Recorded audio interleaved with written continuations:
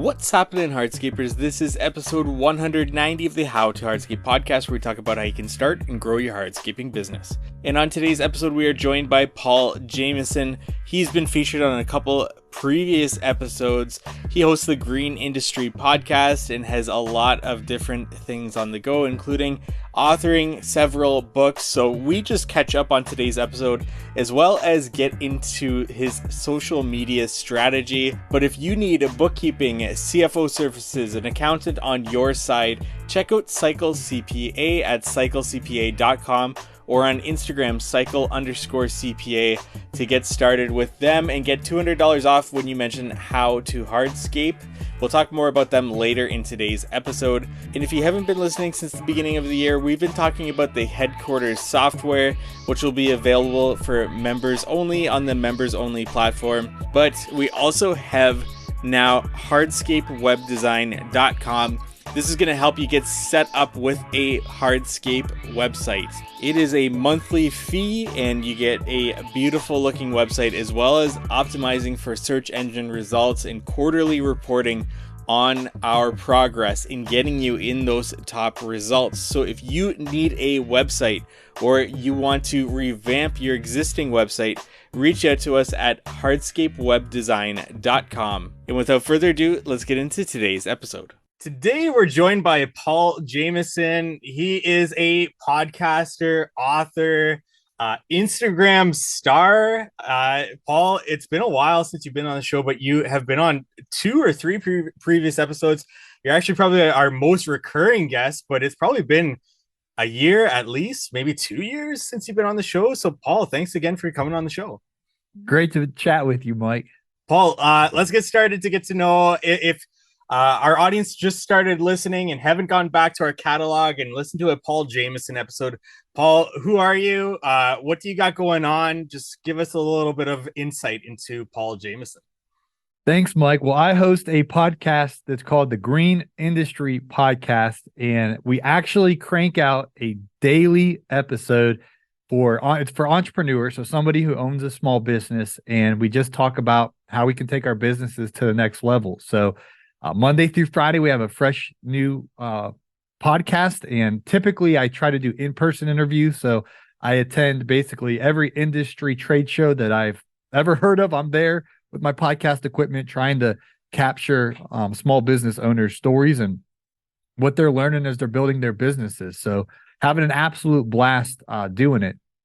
Absolutely. And Paul, since we last spoke, I know you had 2 books actually authored, which is an incredible feat in and of its own. But I know you've published another book, at least in a journal. Tell us a little bit about the books that you've published from start to finish here and what you've got to offer. Yeah, so my first book is called Cut That Grass and Make That Cash. My cousin jokes. He's like, he's like 8 years old. He's like, I'm going to go to the library and ask them, do they have cut that grass and make that cash?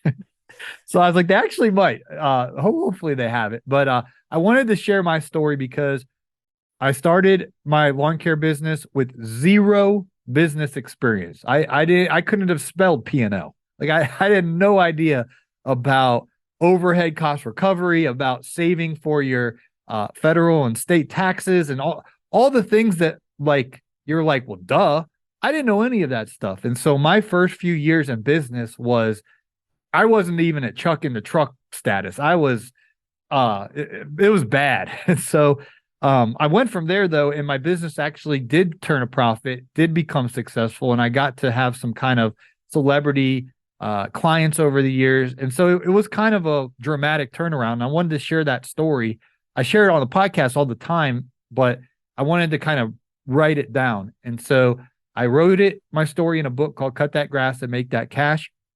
Then a lot of critics were saying, well, it's all you talked about is your story, but we want like the A to Z meat and potatoes. Like tell us the blueprint to building a lawn care business. So then I wrote a new book called 101 Proven Ways to Increase Efficiency and Make More Money in Lawn Care, which is no stories and just bullet points, literally 1 through 101, to kind of just share like really practical things like sharpen your lawnmower blades for a sharp cut. like things like that are so practical and tactical. So that was that book. And I also did a third one called Best Business Practices for Landscapers that highlighted success that I've seen from people I've interviewed on my podcast. A hardscaper we featured in the book was Andy Mulder, because he's built an impressive business and family, and I wanted to highlight that. And Brian Fullerton's a long guy, but I featured him in my book and talked about goal setting and things of that nature. So that book's more about the success of others. So I've kind of rounded all three of those out. And eventually I'm going to have a revised and expanded to Cut That Grass to Make That Cash, with an emphasis on knowing your numbers, which I've found for my audience is like one of the biggest pain points, alongside with what you recently mentioned about finding employees. So listening to my audience over the years, I think the two biggest struggles that small business owners have today is understanding the business part of the business, and then actually finding someone who's going to show up. Yes, absolutely. And having said that, I know also at an event coming up online, you're actually going to be speaking, which is also another great feat in and of itself. Do you want to talk a little bit about what you're going to be speaking about and everything like that? Yeah, so I'm going to be speaking about how to get reoccurring customers. So I'll give you my notes to the speech.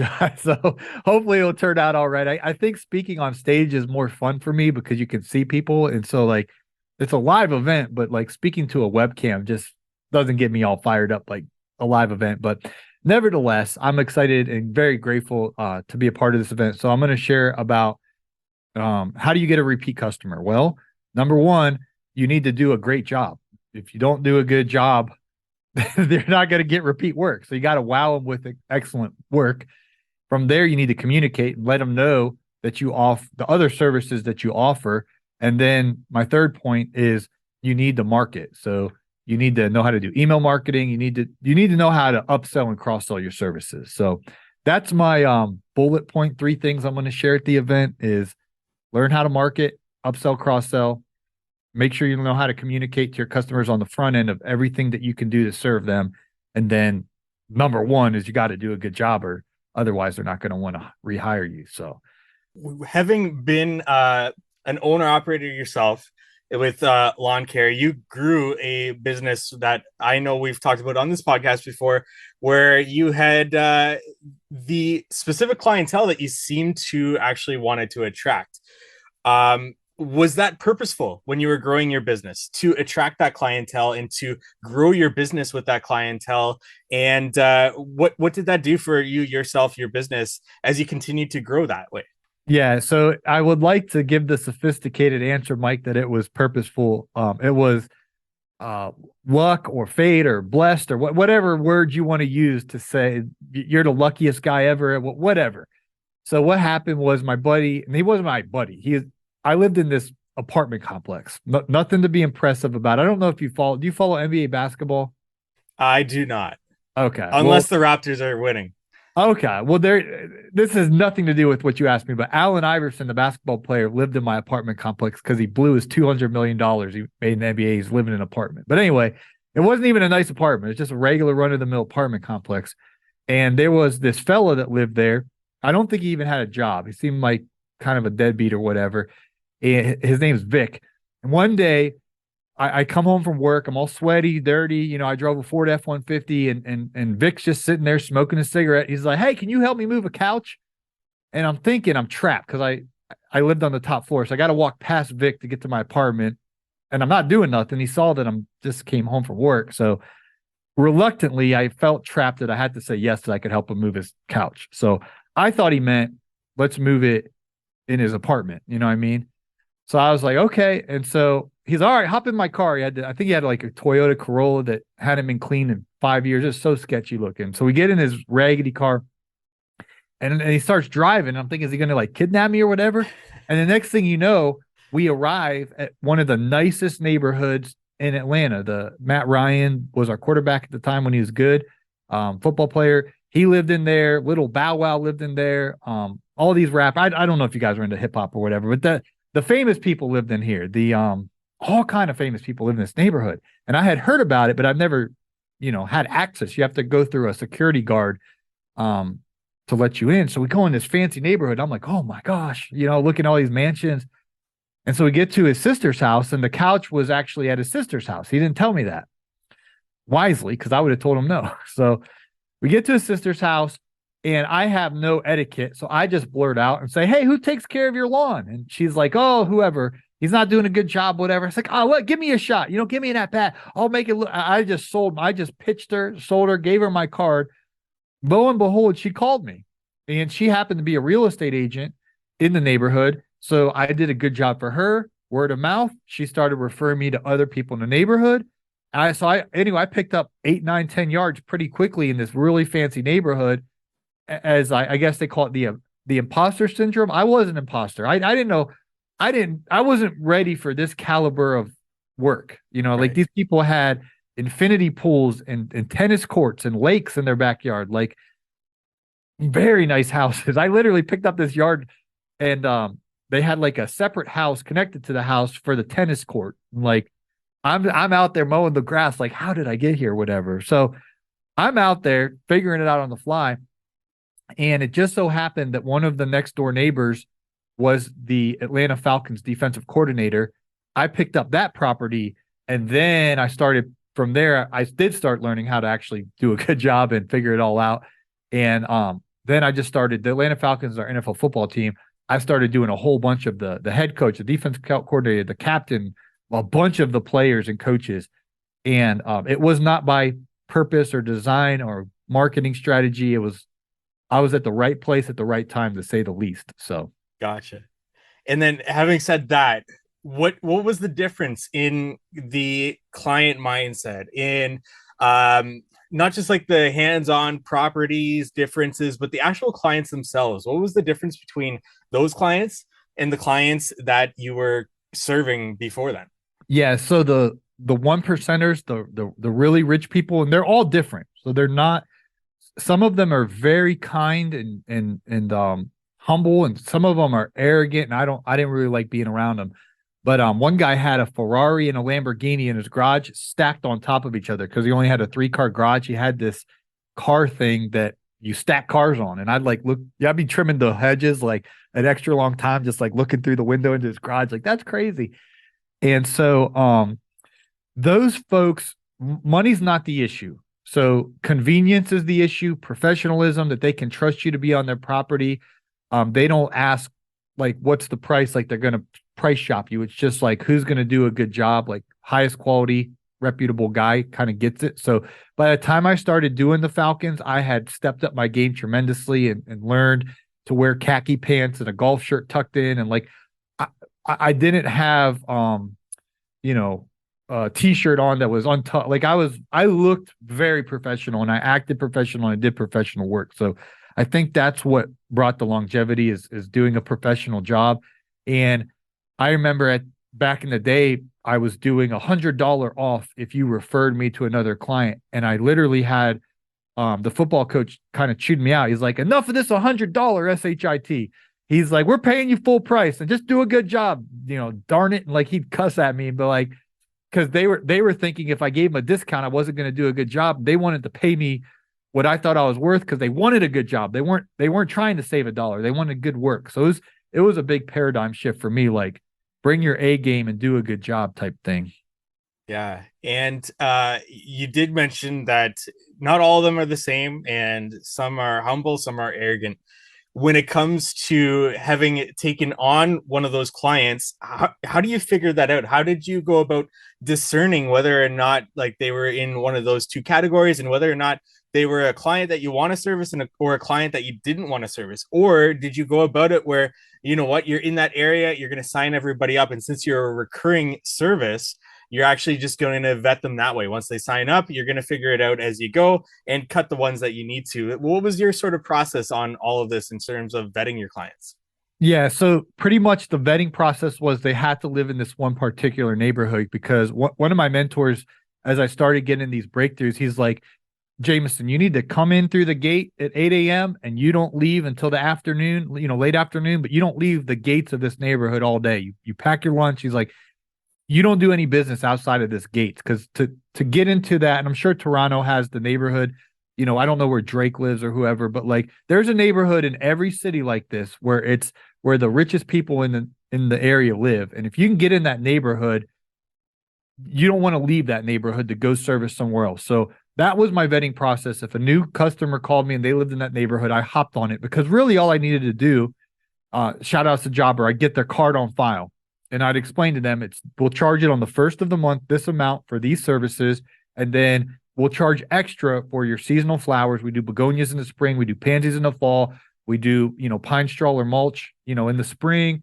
And I just tell them the program. And without fail, I learned this from the Lawn Care Millionaire from Service Autopilot, that you had to get a card on file. And so really once I got their card on file, months would go by before I would talk to them. It would just be a simple text like, hey, we're doing seasonal flowers. Do you want pink and purple or pink and purple? Do you want purple and yellow? Don't do pink and purple. I do yellow and purple. But I shoot them a text like that and they say, yeah, we're down. I'm like, okay, you need X amount of flats. It'll be this price. We'll just charge your card on file. Boom. So even if they were arrogant and I didn't like them, it was not too much different because I was just getting their card on file and I was doing what I was saying I need to do. And there was really little communication that needed to be done once I was in.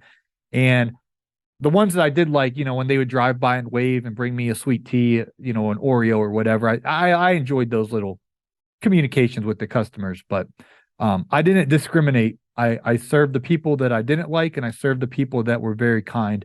But at the end of the day, it's not like hardscaping where you're back and forth, where you probably need to really talk to them a lot. It's like, here's what we're going to do to maintain your property. And you really only need to communicate very sporadically. So I just want to take a break from today's episode to talk about our sponsor, Cycle CPA. You may have a CRM or project management software in place, but what data are you using to ensure your estimating is accurate? Having a proper accounting setup and accurate bookkeeping done is key to understanding overhead expenses and other costs that must be recouped in your estimates. Cycle CPA is a remote bookkeeping and CFO firm that helps to connect the dots from the financial reports to the hardscape and landscape data needed in order to reach high profits. They provide landscape and hardscape industry benchmarking, job costing, financials by service line, advisory meetings, and much more.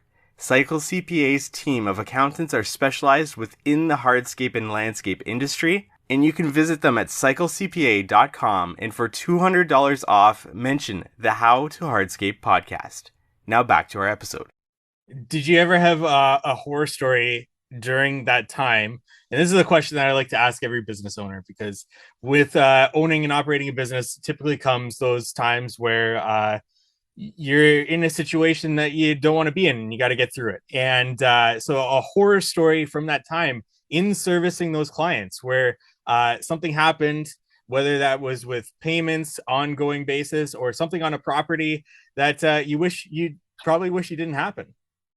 Yeah, my biggest mistake was I did warranty sod, which afterwards I never warranty sod anymore. I take a picture of it being green when we put it in, and it's your responsibility. And I triple communicate this to the client. It's your responsibility to maintain the sod once we put it in, because in Atlanta it can be 90 degrees Fahrenheit and higher for multiple days in a row, and if you don't water that grass twice a day, it is going to dry out and die. And so I had planted sod for a gentleman, and he pressured me. He's like, "You're going to warranty it, right? You're going to warranty it, right?" And I had never done a big sod job before. It was over, I think it was 10 pallets or 11 pallets. This was the biggest sod job of my life. And I really wanted it, and I really needed the money. I was broke at the time, desperate, which is a bad ingredient as a business owner. You make dumb decisions when you're broke and desperate, but I was. And so I was like, of course, because I needed to get that big job because I needed a shot of cash flow.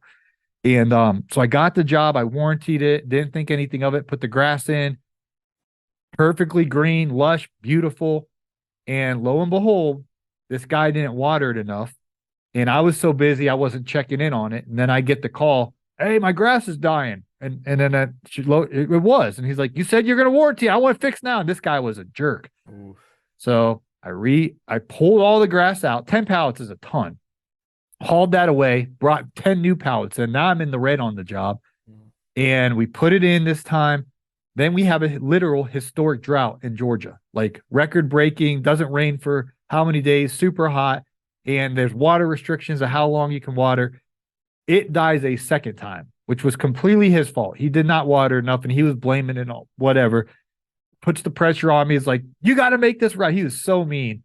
I mean, we were like getting like chewy. I want to chew him out, but he'd chew me out like to my face. Like he's ready to throw down and beat me up. He was a big guy too.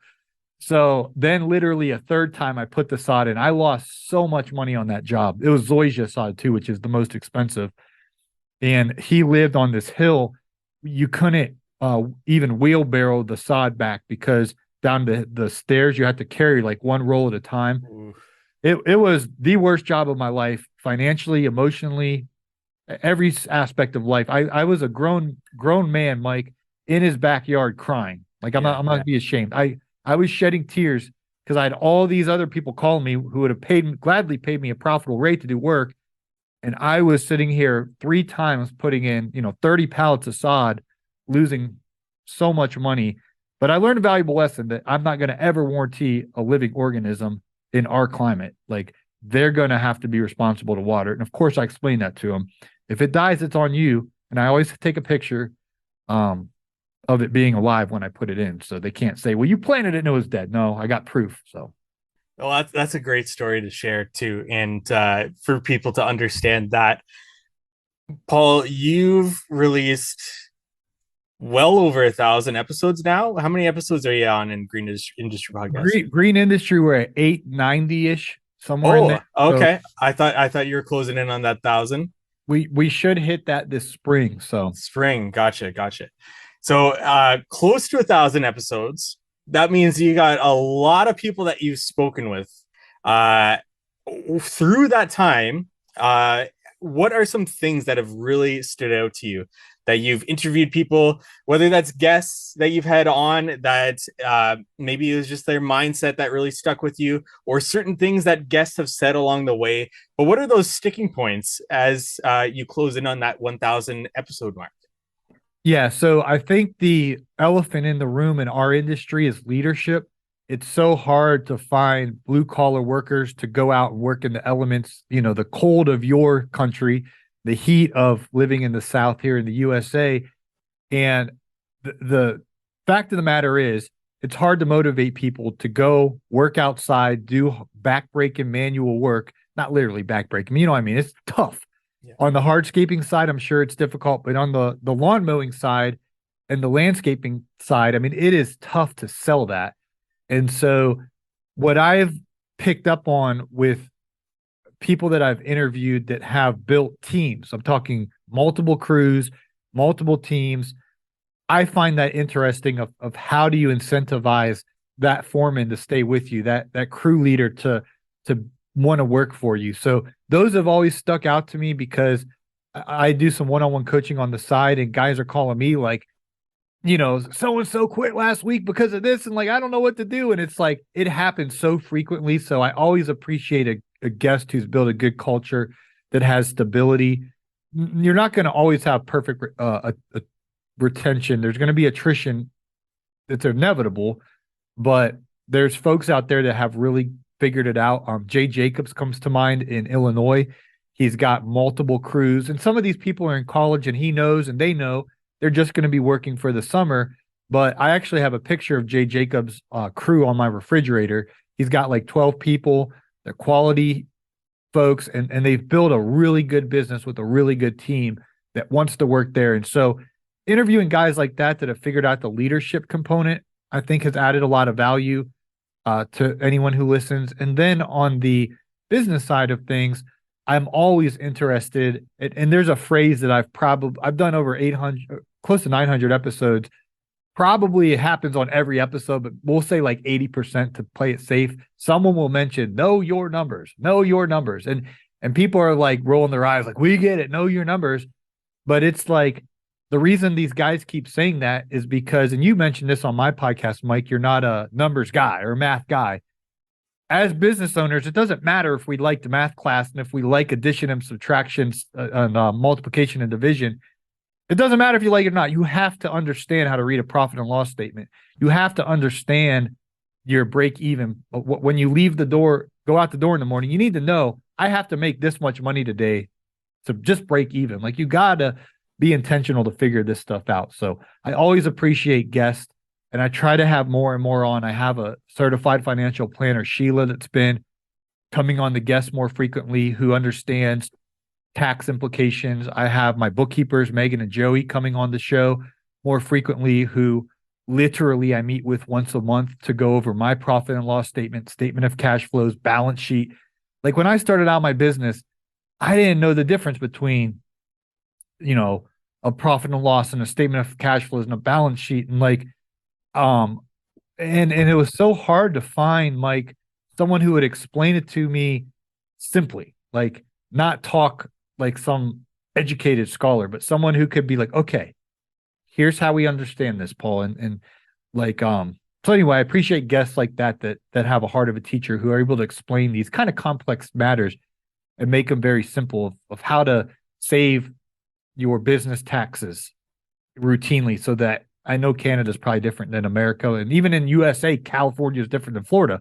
But all of us have to be setting money aside to pay those accurately and in full on time. And so having guests come on, talk about all that stuff has really stood out to me. So I've heard episodes before where you're interviewing a company that's not a lawn care service provider, like an equipment company or this company, that company. And a topic that comes to mind that you plays off what you just said there is how they actually inspire their employees to buy into the company, to create that company culture. And it's a little bit different. What are some things that you think the green industry as a whole can borrow from these established companies, these equipment companies or software companies, that their employees just seem so bought into the idea of spreading awareness of this company because of the value that they're providing, and so on and so on? What can we as green industry business owner operators borrow from these companies to implement into our business to create that buy-in? And I ask also for myself, because I'm also trying to work on this too. yeah, I just listened to a good audiobook called Vivid Vision, and I think of Kubota. So they're huge here in Atlanta, Georgia, because one of their manufacturing plants employs like 3,000 local people here.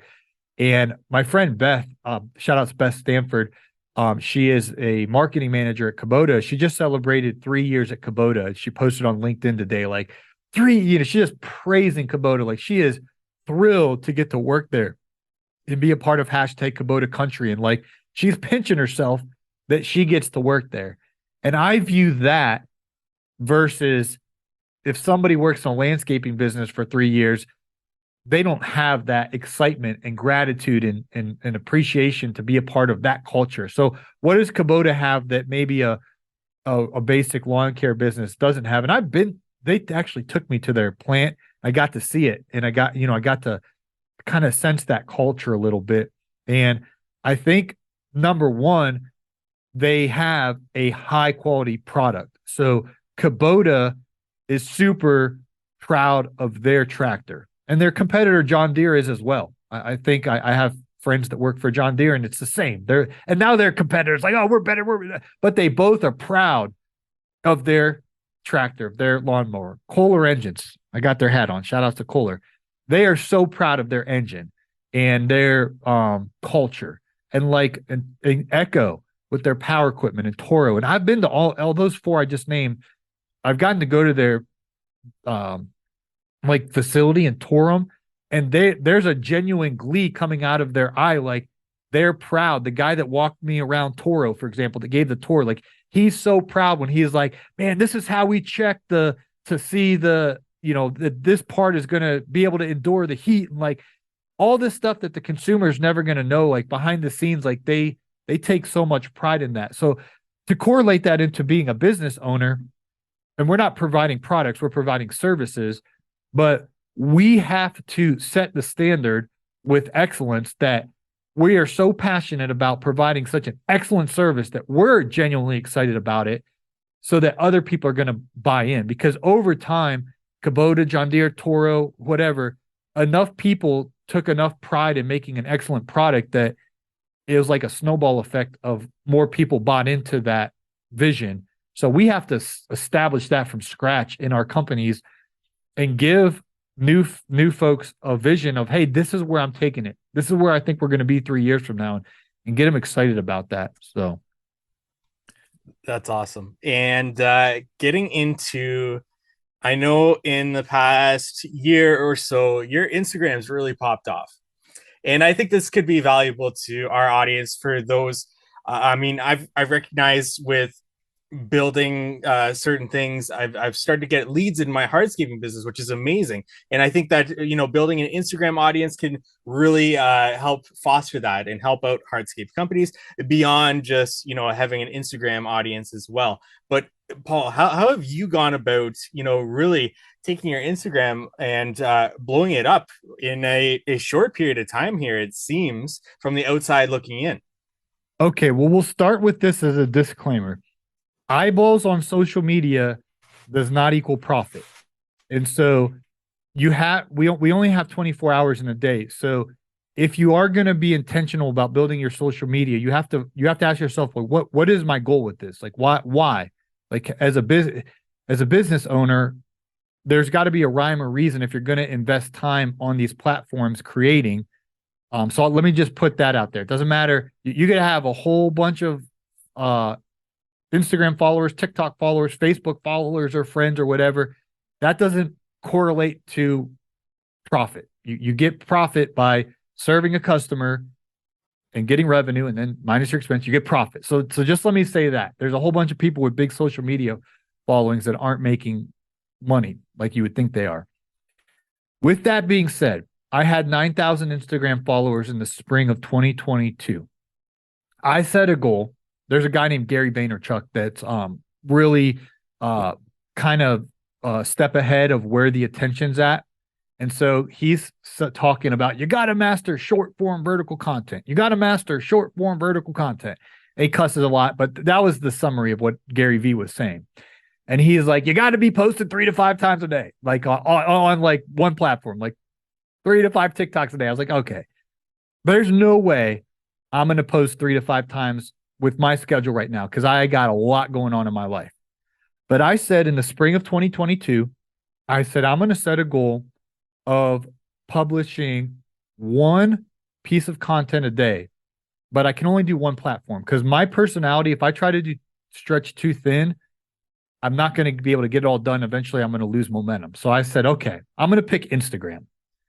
I'm going to publish one Instagram reel a day for 90 days. That was my goal. I'm not going to evaluate how my performance is, how many views I get or likes or whatever they have, the metrics.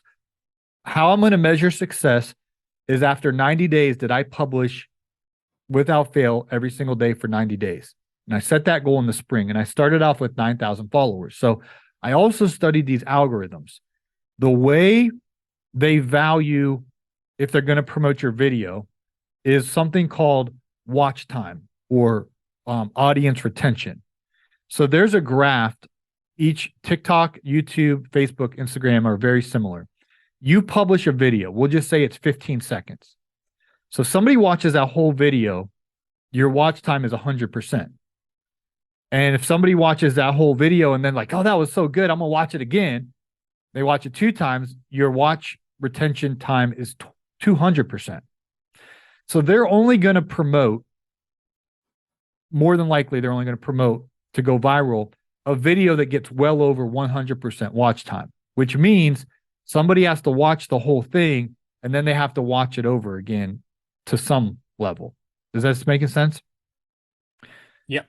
So what I started doing was thinking, okay, how can I make a video that's someone's going to want to watch the whole thing? And so my first viral video for lawn care that went real viral is, and I didn't even know it was a marijuana plant, but there was, I guess, a marijuana plant, which I didn't even know what it looked like. It was sitting in the yard and it was sticking up like a hair out of the head. And my friend Jason Carrillo, you can see the mower coming up.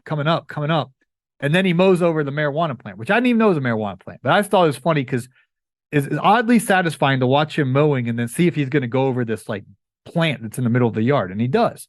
And so that video popped off and got like 10 or 11 million views. And I was like, wow. And then I started putting out more and more videos. But with each video, I would ask myself, how can I get them to watch this whole video? And so some videos we're joking around. We like blew grass on people's houses. We blew grass into the driveway just to piss people off. Like, of course you're supposed to blow the grass back into the grass, but we would do things just so someone, because then they'd engage in the comments like, you idiot, like you're supposed to, but so the engagement helps it go viral as well, and the watch time. So I was very intentional with each piece of content. Like, and some days I would just be so doggone tired, it wouldn't be a masterpiece. I just published a video just to hit my goal of publishing 90 in a row.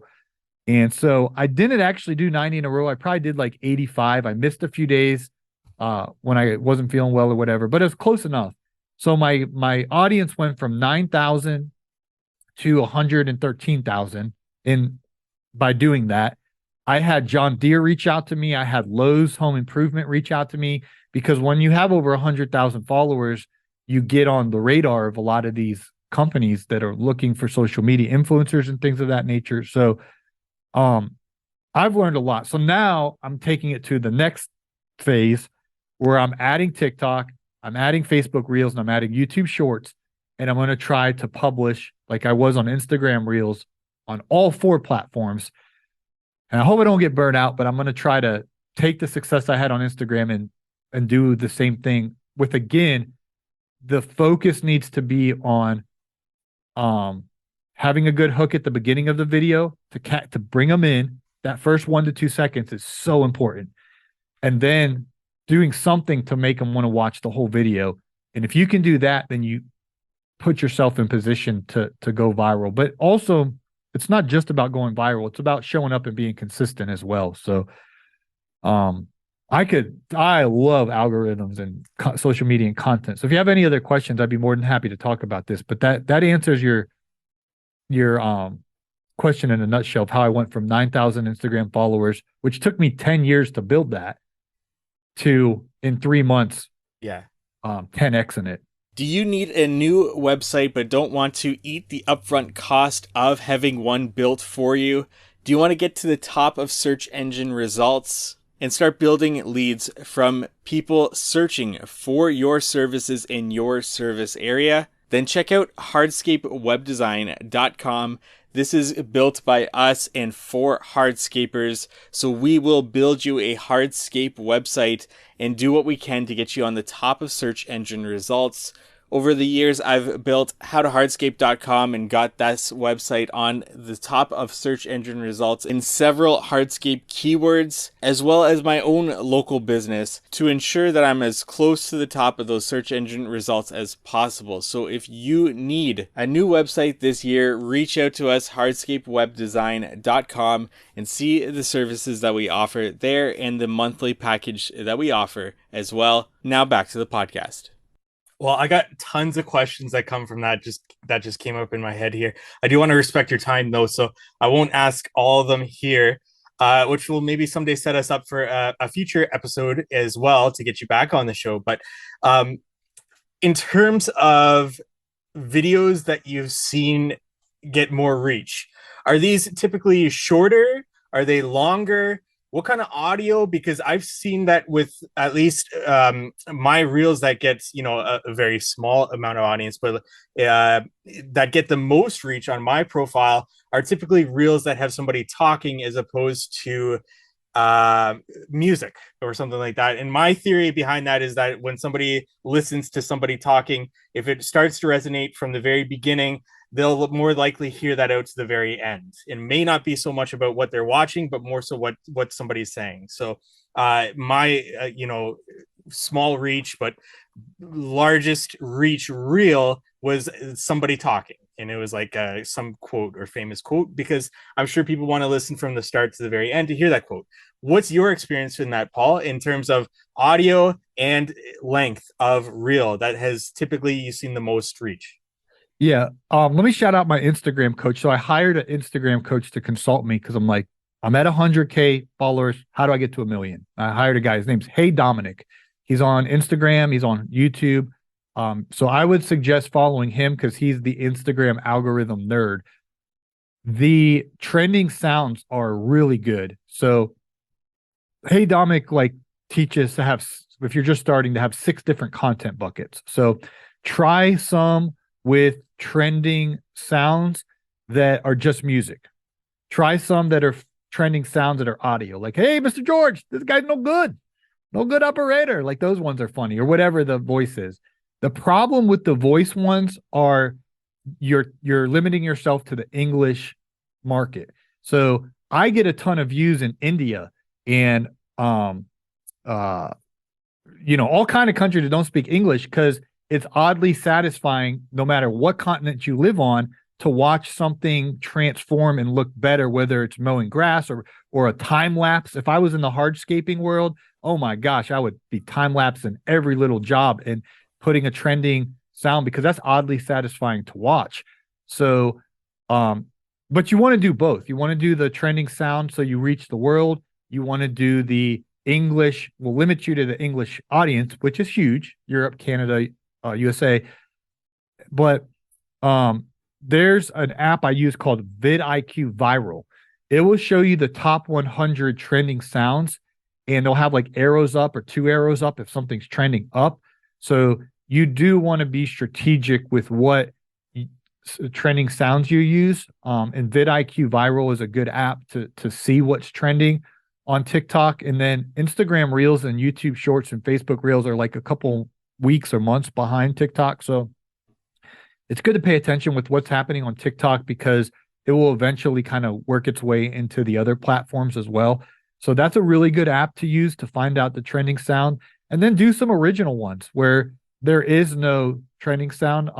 It's just original content. So what I like to do is try all of them. Mm-hmm. And then if I see one really popping off, then I'm like, okay, I'm going to do more of what's working. And if you go on YouTube, and you look at a creator that you like, they have, when you're looking at their videos, there's a button that says recently uploaded, and then there's a button that says popular.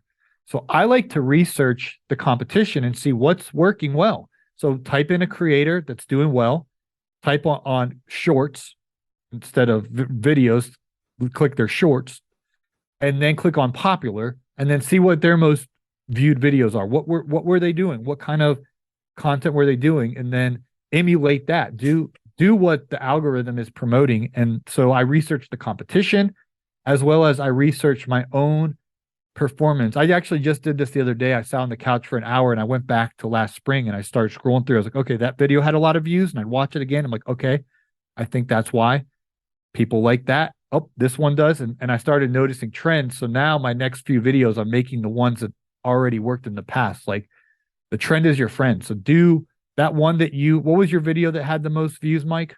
It was a Pablo Picasso quote. I don't know if you've heard, not an actual Pablo Picasso quote, but somebody saying like, one day Pablo Picasso was sitting in a cafe and a girl came up to him and asked her to do a sketch, and he did a sketch and asked her for $100,000 and blah blah blah, like that. And you had a hardscape time lapse to that, or? Yeah, it was a fire pit being built. Okay. So I'm not sure if it was the fire pit that got the audience retention or if it was the Pablo Picasso. So I would make my next 2 reels.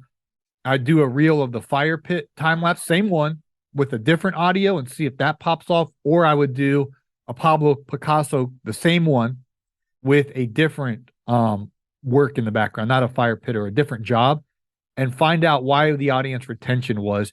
Another thing my Instagram coach teaches me, YouTube and TikTok have the best attention graph, but in your YouTube analytics, there's a graph that shows you the beginning of the video, you have 100% retention, and then it starts to drop off.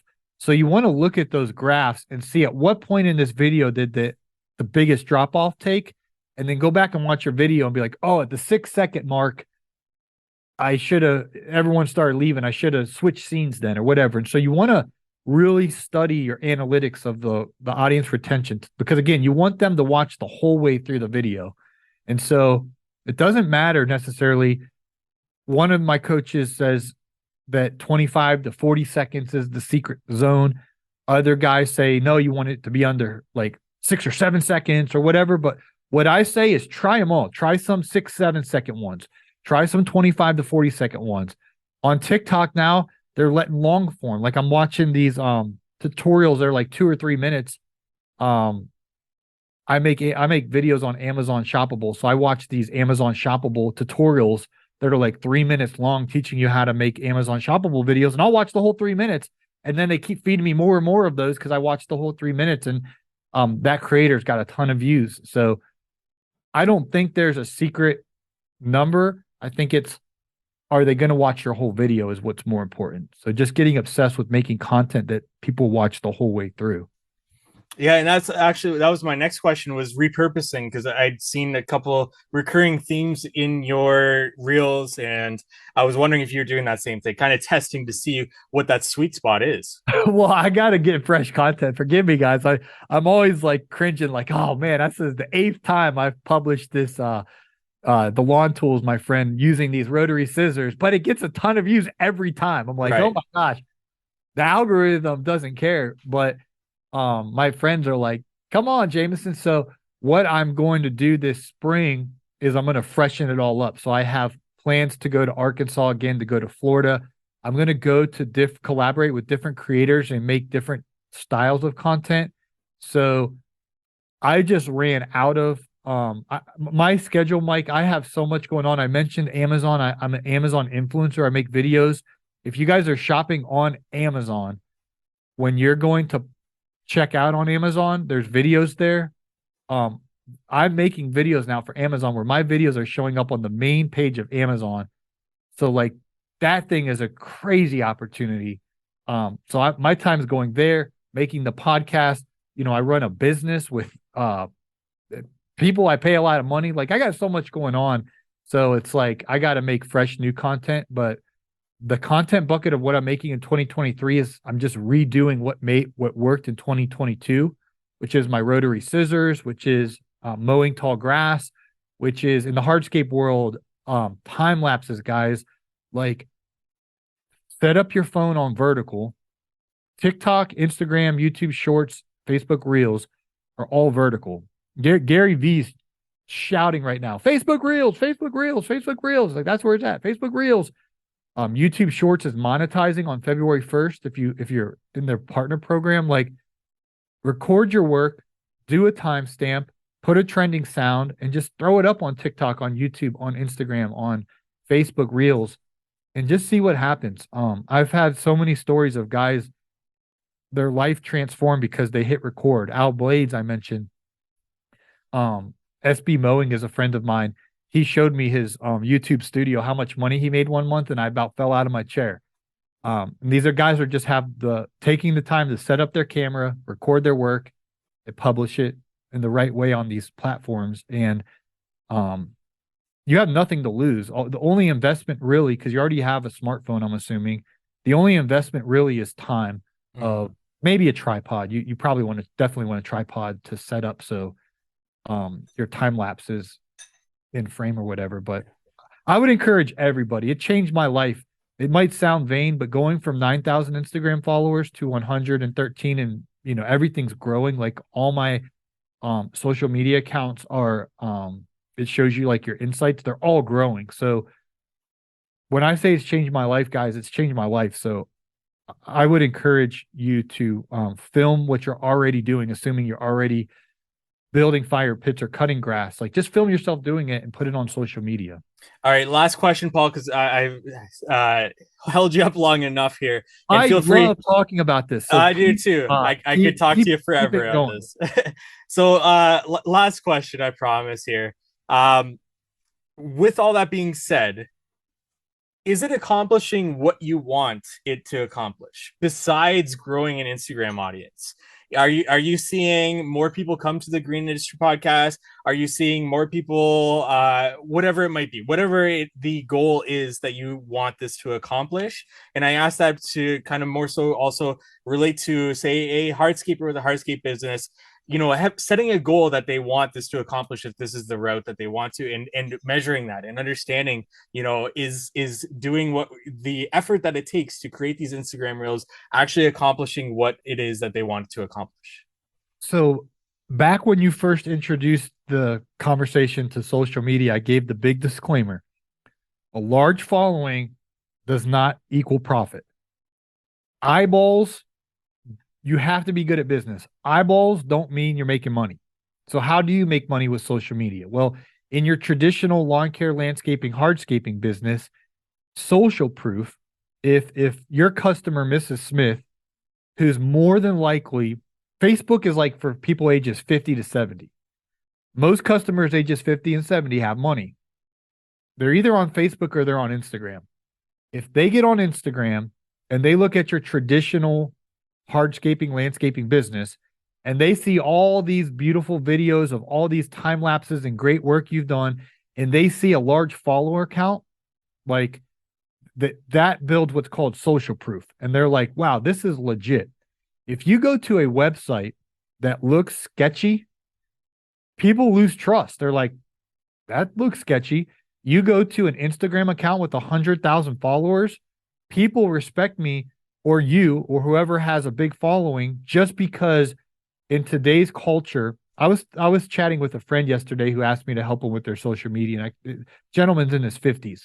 I explained to him, I said, sir, when you grew up, I learned this from Gary Vee. I didn't tell him I learned this from Gary Vee. He probably thought I was sophisticated, but I took it from Gary Vaynerchuk. But I said, sir, when you grew up, you had NBC. These are television stations in the United States.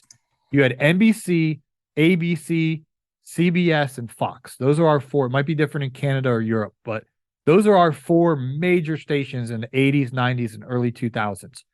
I said, sir, because again, he's in his 50s, and I'm trying to convince him to get on TikTok. I said, sir, today, TikTok has replaced NBC. Instagram has replaced ABC. CBS has been replaced by Facebook, and YouTube replaced them all. They're not watching ABC, NBC, whatever. They're watching YouTube. They are watching YouTube. They are watching these. So I explained to him, you need to be on these. And so back to the local business and turning a profit. It will only help you be able to charge more if you have high quality pictures, high quality videos, transformations, before and afters, beefing up your Instagram account, beefing up your Facebook account. When you give that quote to a customer and you have all those, you told them, hey, check out our portfolio. And they go to Instagram and they see all these really nice videos and a whole bunch of followers. They're going to trust you. So that's how you correlate eyeballs into money on social media in your traditional business. One of the ways. Secondly, you can make money on these platforms when you hit a certain follower count. Instagram pays me through a program called Reels, Play Bonus. So I get paid on Instagram for how many views I get on my video. I get paid on Facebook. It's called Facebook Reels Play Bonus. I get paid on Facebook. The more views I get, the more money I make. It's a drip. It's a drip on Instagram. It's a drip on Facebook. TikTok has their program called the Creator Fund. The more views I get on TikTok, the more money I make. So I'm making money in my checking account when my bookkeepers do my books. It literally says TikTok, how much money I made that month on TikTok. Facebook owns Meta owns Facebook and Instagram, but on my line item in my checking account, it still says Facebook. So it's nice to look on my bank account, Facebook, and money coming into my account from Facebook. Even the Instagram shows up as a line item in my checking account as Facebook. YouTube has a program called AdSense, YouTube Partner Program, YPP. Starting February 1st, guys, they're paying for your shorts. So, on the 19th of every month, or pardon me, 21st, I get mixed up. On 21st of every month, right? They all come in about the same time. My bank account, boom, YouTube pays me. So you can make money directly on these platforms when you start making more views and things of that nature. So that's like supplemental. Sounds like a cheesy infomercial, but wait, there's more. Once you start getting more views, then guess who's going to come knocking on your door? Sponsors. They used to pay a production company to create a commercial. Then they would pay ABC, CBS, Fox, or NBC. You're watching, we used to have a TV show, you youngsters, called Friends, right? It was on, I think, NBC on Thursday nights. So let's say whatever company wants to run a commercial during Friends TV show, they go and they pay $500,000 to the production company to make the commercial. Then they pay millions and millions and millions to NBC to run the commercial. And that's how their marketing budget was allocated. Now, these companies have a marketing budget that's allocated for social media. I was in a commercial pushing a little shopping cart at Target. They paid me a boatload of money to do that. And you guys have probably seen me in Lowe's commercials and other companies. Their marketing budget is for social media.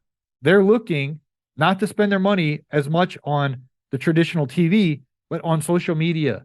And so if you can create content for these companies, then they'll pay you. You might say, well, I don't have 100,000 followers like you, Paul. Amazon, for crying out loud. You have to have some followers, but I don't know how much for the Amazon program. But that's a whole nother thing. I make money off of Amazon by putting my videos on Amazon. Like on the page where you go to check out to buy something, my videos pop up. If you watch my video on Amazon, then I get a commission. And so there's so many opportunities out there. It's called the Amazon Influencer Program. You can look it up. It's incredible. So, and I could go on and on. There's more and more and more, but it all starts with starting to publish, starting to get obsessed with your watch time of a viewer watching your whole video, and then doing that consistently. And if you pay attention to your watch time and purposefully post videos trying to get someone to watch the whole video, and you do that consistently, you will start growing an audience. And when you start growing an audience, the monetization opportunities will start coming up. But they call it the creator economy. The creator economy is getting bigger and bigger and bigger. There's more people. I mentioned Outblades and SB Mowing and Lawn Care Juggernaut and Phil's Lawn Care and these guys. You don't have to go the route they're going, where they're making YouTube videos, doing their work and making a boatload of money. There's other ways you can monetize this content, but I have benefited from social media financially in a way that I told Mike off air how much money I made last year. And I think I saw Mike like, oh, that's a lot. I mean, it's a lot for me. It might not be a lot for you, but you can make money on social media, and you might as well try. So, yeah. Paul, this has been excellent. Lots more questions in my mind, but I did lie. I do have one last question to ask you. It's a very short one, though, and it's a little bit of a right turn. You meet somebody, a stranger, and they ask you, what do you do? What do you tell them? I say that it just depends the setting. Sometimes I say I host the Green Industry podcast. Sometimes I say I'm a business consultant. Sometimes I say I'm a content creator. It changes. Probably the strangest moment, I went into the bank with credit union a few weeks ago, and my girl Sarah used to work there. She got a promotion, so now she's working at like the main branch, doing like she's not a teller anymore. She's like a fancy bank something or other at the main one. And so the new girl came in, and who replaced Sarah. And I've never seen her before. And I could tell she was new because that's where Sarah's little cubicle thing was, or not cubicle, but when you go in the bank, how you walk up to the thing. So the new girl's in there, and I walk in, and I got my money and my check, I put it on the thing, and she sees my name, and she looks up at me. She's like, "You're Paul Jamison?" I was like, "Yeah." She's like, "My husband listens to you." And I was like, "Yeah." So I was like, it made me feel so good. So I was like, it was a pretty cool moment. So anyway, that had nothing to do with your question of, I don't know what I say, because I'm figuring all this out. And this whole Amazon thing just threw me for a loop. Like it's wild. The opportunities with social media, with podcasting, with all of this stuff is just absolutely mind blowing. No other generation, however many thousands of years humans have been on this planet, guys, you're listening to the sound of my voice right now. No other generation has had the opportunities that we have. And one thing I do want to say, Mike, that my coach, because I've hired consultants, I walk what I talk. I tell people, hire coaches and consultants to teach you what you don't know. I've literally hired a sponsorship coach, I've hired a YouTube coach, and I've hired an Instagram coach. 3 separate guys. I pay them a lot of money. And because I want them to teach me how to do this stuff with excellence. And they all tell me the exact same thing, Mike. And I want to tell it to you and to anyone else who's still listening. God bless you if you're still listening to the end of this show. The things they tell me is, Paul, create, don't consume. Create, don't consume. Meaning they say it's a destiny killer if you start scrolling through TikTok or Instagram or Facebook or YouTube. Like, you can't afford to do that. Be a scroller. You need to be a creator, and you can't create at the quantity that I'm trying to create if I'm consuming. And so I try literally, I log in, I make my post, try to get out of there. I log into the other platform, I make my post, and I get out of there like I'm running. Because if I get on there and I start scrolling, now I'm wasting time. So with social media, I would say don't scroll, create. And then once you create, start watching your previous content and see, man, why did that one flop? That was boring. That's why. Make another one, try to make it better, and try to get that viewer to watch the whole thing. So that's what I want to leave you with, is be a creator, not a consumer, when it does come to social media. Excellent way to wrap things up here. Paul, thank you so much for your time. Thank you so much for going through all that and dealing with my questions here. Where can our audience go learn more about you? Where do you want to send them to? Yes. Okay. So YouTube is where I'm trying to build my channel. Instagram's popping, TikTok's starting to really pop off, Facebook is popping. All of those platforms are soaring. But on YouTube, my problem, Mike, was I started a channel in 2011 and 12, and I started making sports content on that channel. I was talking all about my favorite sports teams, and then I just started making like random like lifestyle vlogs that no one watched, but I had fun making them, and just like follow my day. Then I started making lawn care content, and anyway, my YouTube coach is like, Paul, your channel's fragmented. You had people that came in from the sports. You had people that came in through the lifestyle vlog. You had the lawn bros come in, and the channel is fragmented. So basically, he's like, you have to start a new channel where you only post lawn care videos from day one, lawn care business tips from day one. So I started a new channel. It's called Green Industry Podcast. I only post business tips, tactics, interview other guys. Mike, you'll be on my channel here. And so that channel is called the Green Industry Podcast. I started from, scratch, and we're building that thing. So head over to Green Industry Podcast on YouTube, smash that subscribe button, turn the bell on for notifications, and follow me over there. I'd really appreciate it. I'm trying to get that thing up and going. And I set a goal to hit a silver play this year. So I'm going to try to get that silver play button. That's a good, excellent goal. And if you got any value from this episode, go check that out. YouTube, Green Industry Podcast. Paul, thank you so much for joining us here. Thanks, Mike. Thank you for listening to today's podcast episode. Once again, go check out Paul at Green Industry Podcast on Instagram. See what he's got going on there, as well as his podcast, Green Industry Podcast. And if you need an accountant, bookkeeper, or CFO services for this coming season, definitely reach out to Cycle CPA at cyclecpa.com or cycle_CPA. Let them know How to Hardscape sent you for $200 off their services there. And if you need a website, then hardscapewebdesign.com. Get more information there. And we look forward to meeting with you next week on the How to Hardscape podcast.